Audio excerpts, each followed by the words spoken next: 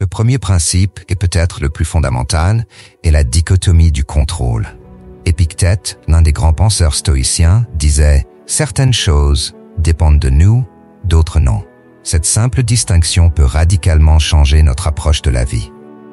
Ce qui dépend de nous inclut nos jugements, nos opinions, nos désirs et nos actions. Ce qui ne dépend pas de nous comprend notre corps, nos possessions, notre réputation et les actions des autres. En concentrant notre énergie uniquement sur ce que nous pouvons contrôler, nous évitons beaucoup de frustrations inutiles. La prochaine fois que vous vous sentez anxieux ou frustré, demandez-vous « Est-ce que cela dépend de moi ?» Si la réponse est non, essayez de lâcher prise. Maintenant, considérons ce qui ne dépend pas de nous. Cela inclut tout ce qui est extérieur à notre contrôle direct, comme notre corps et sa santé. Bien que nous puissions influencer notre santé, nous ne la contrôlons pas totalement. Nos possessions matérielles, qui peuvent être perdues ou endommagées. Notre réputation, qui dépend de l'opinion des autres. Les actions et les pensées des autres. Les événements naturels ou les circonstances extérieures. Prenons un exemple concret pour illustrer ce principe. Imaginons que vous vous préparez pour un entretien d'embauche important. Voici comment appliquer la dichotomie du contrôle. Ce qui dépend de vous. Votre préparation pour l'entretien, votre ponctualité, votre attitude et votre comportement pendant l'entretien.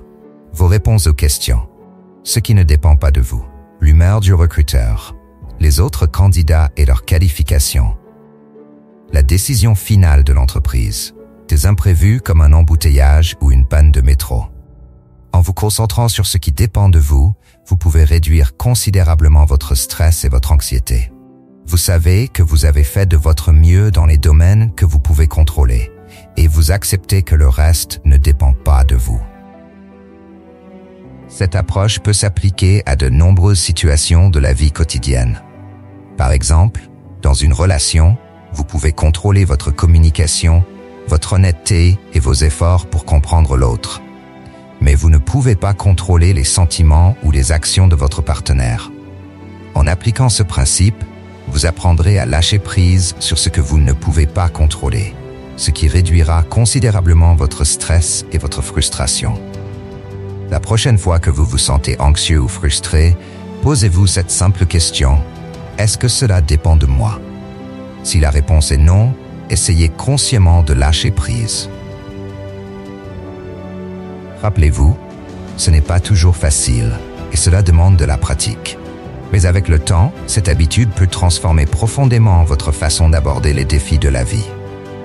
Vous gagnerez en sérénité et en efficacité en concentrant votre énergie là où elle peut vraiment faire la différence, sur vos propres pensées et actions. Le deuxième principe stoïcien que nous allons explorer est la cultivation de l'ataraxie. L'ataraxie, un terme grec signifiant tranquillité ou imperturbabilité, est un état de calme et de sérénité intérieure que les stoïciens cherchaient à atteindre. C'est un état où l'esprit n'est pas perturbé par les passions, les désirs excessifs ou les peurs irrationnelles. Imaginez un lac paisible, dont la surface est parfaitement lisse, reflétant le ciel comme un miroir. C'est l'image de l'ataraxie. Même si le vent souffle en surface, les profondeurs restent calmes. De la même manière, l'ataraxie nous permet de rester serein, même lorsque la vie devient turbulente. Pour cultiver l'ataraxie, les stoïciens recommandaient plusieurs pratiques. La méditation quotidienne. Prenez chaque jour un moment pour réfléchir à vos actions et vos pensées. Par exemple, le soir, vous pourriez passer en revue votre journée.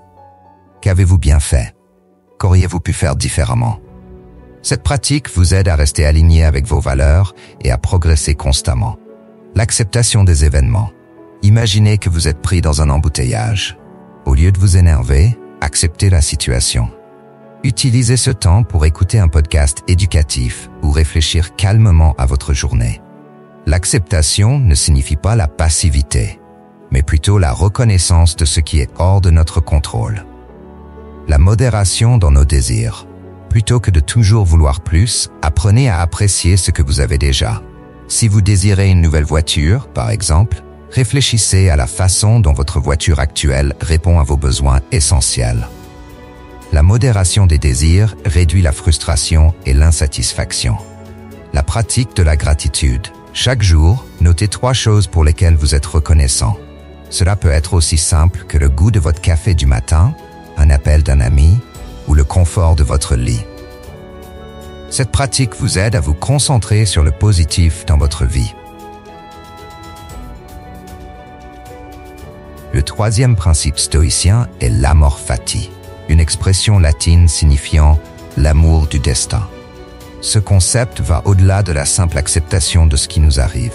Il s'agit d'embrasser pleinement notre destin, y compris ses aspects les plus difficiles.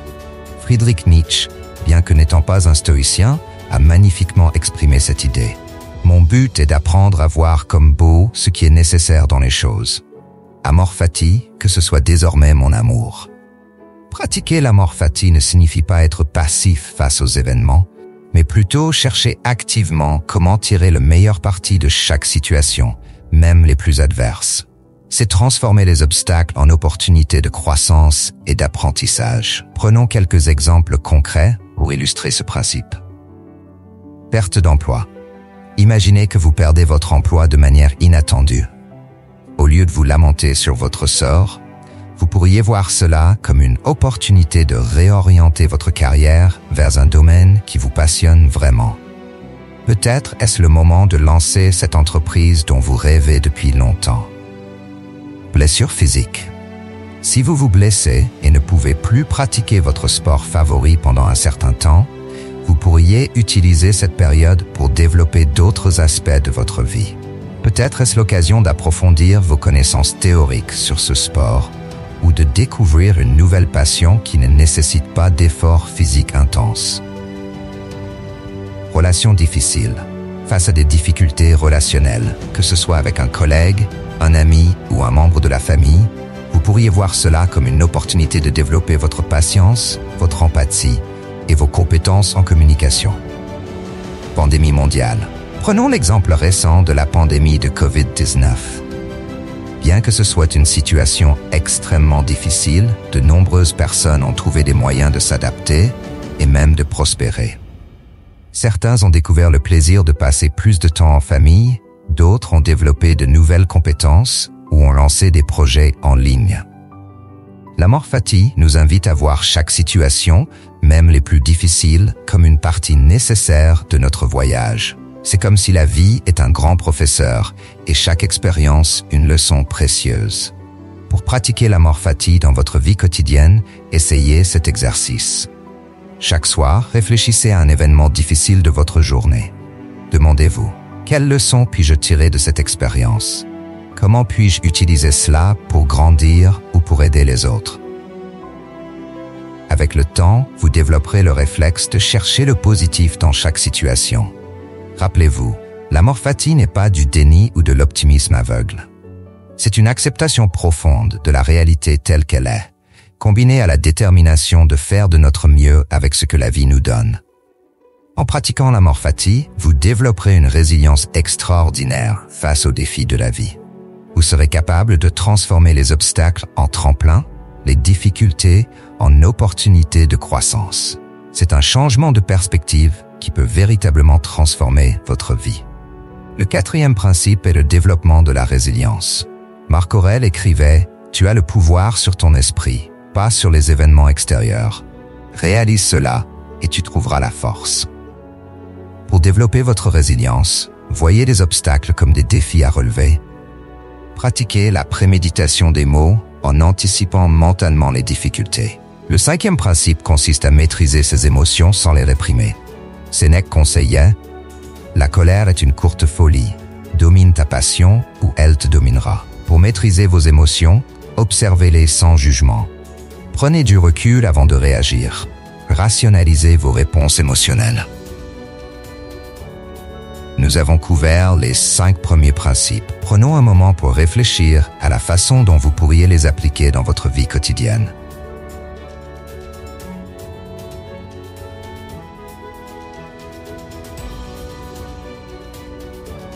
Le 6e principe concerne les 4 vertus cardinales du stoïcisme, la sagesse, la justice, le courage et la tempérance. Efforcez-vous de cultiver ces vertus dans votre vie quotidienne pour devenir la meilleure version de vous-même.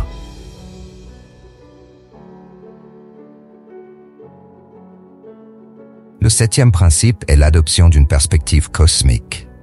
Marc Aurèle écrivait « Considère-toi constamment comme un élément de l'univers ». Cette vision nous aide à relativiser nos problèmes et à développer un sens de l'humilité. Le 8e principe est la pratique de la gratitude quotidienne. Épictète conseillait « Celui qui est mécontent de peu sera mécontent de beaucoup ». Prenez l'habitude de noter chaque jour 3 choses pour lesquelles vous êtes reconnaissant. Le 9e principe est d'embrasser le minimalisme. Sénèque disait « Ce n'est pas l'homme qui a peu qui est pauvre, mais celui qui en désire davantage ». Concentrez-vous sur l'essentiel et trouvez la satisfaction dans la simplicité. Le 10e principe est la cultivation de l'autodiscipline. Épictète enseignait « Aucun homme n'est libre s'il n'est pas maître de lui-même ». Fixez-vous des objectifs clairs et créez des routines bénéfiques pour développer votre maîtrise de soi. Le 11e principe est de méditer sur la mortalité pour mieux vivre. Marc Aurèle écrivait « Tu vis comme si tu allais vivre éternellement. Pendant ce temps, la vie s'écoule. » Réfléchissez régulièrement à votre finitude pour prioriser ce qui est vraiment important. Le 12e principe est de développer l'empathie et la compassion. Pratiquez l'écoute active et essayez de comprendre les perspectives des autres, même celles de vos adversaires. Le 13e principe est la pratique de l'examen de conscience quotidien. Chaque soir, demandez-vous comme Sénèque « Quel mal ai-je guéri aujourd'hui? À quel vice ai-je résisté? En quoi suis-je meilleur ?» Le 14e principe est l'acceptation de ce qui est hors de notre contrôle. Épictète enseignait « Ne cherche pas à faire que les choses arrivent comme tu le veux, mais veuille les choses comme elles arrivent. » Le 15e principe est de cultiver la sagesse pratique, ou phronésis.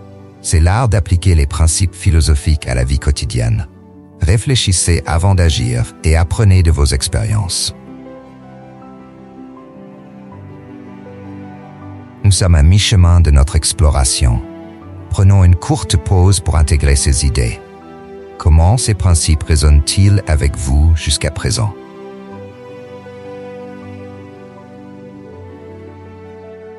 Le 16e principe est la pratique de la visualisation négative. Imaginez les pires scénarios possibles pour vous préparer mentalement aux difficultés et apprécier ce que vous avez. Le 17e principe est de développer une éthique personnelle solide. Marc Aurèle écrivait « Si ce n'est pas juste, ne le fais pas. Si ce n'est pas vrai, ne le dis pas. » Identifiez vos valeurs fondamentales et vivez en accord avec elles.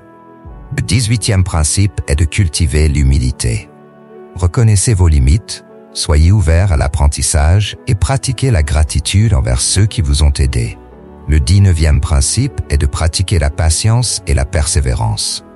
Sénèque disait « La constance de l'âme qui supporte est une force. » Fixez-vous des objectifs à long terme et travaillez régulièrement pour les atteindre. Le 20e et dernier principe est de vivre en accord avec la nature et votre propre nature. Cela signifie comprendre votre place dans l'univers et agir en harmonie avec vos valeurs les plus profondes. Nous approchons de la fin de notre voyage à travers ces principes stoïciens. Respirez profondément et réfléchissez à la façon dont vous pourriez intégrer ces idées dans votre vie. Nous avons parcouru ensemble ces 20 principes stoïciens qui ont le pouvoir de transformer votre vie. Rappelez-vous, le stoïcisme n'est pas seulement une philosophie à étudier, c'est une philosophie à vivre. Je vous encourage à choisir 1 ou 2 de ces principes et à commencer à les mettre en pratique dès aujourd'hui. Avec le temps et la pratique, vous constaterez une transformation profonde dans votre façon d'aborder la vie. Merci d'avoir partagé ce voyage avec moi. N'oubliez pas, la sagesse est dans l'action. Allez de l'avant et vivez votre philosophie. Si vous avez apprécié cette vidéo, n'hésitez pas à la partager et à vous abonner pour plus de contenu sur le développement personnel et la philosophie pratique. À bientôt pour de nouvelles explorations.